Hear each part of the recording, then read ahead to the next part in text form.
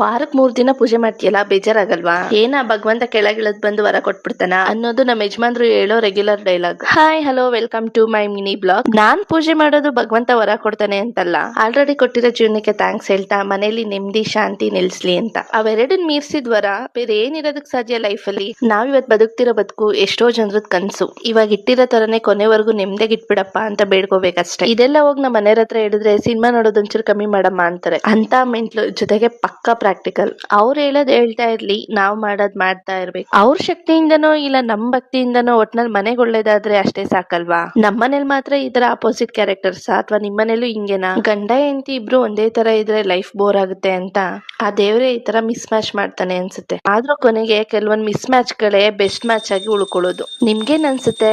ವೇದಾಂತ ಸ್ವಲ್ಪ ಜಾಸ್ತಿ ಆಯ್ತು ಅನ್ಸುತ್ತಾ? ನನ್ಗನ್ಸಿದ್ ಹೇಳ್ದೆ, ನಿಮ್ ಅನ್ಸಿಕೆನ ಕಮೆಂಟ್ ಅಲ್ಲಿ ಹಾಕಿ. ಇದಿಷ್ಟು ಇವತ್ತಿನ ಕತೆ. ಮತ್ತೆ ಸಿಗುವ. ಬಾಯ್.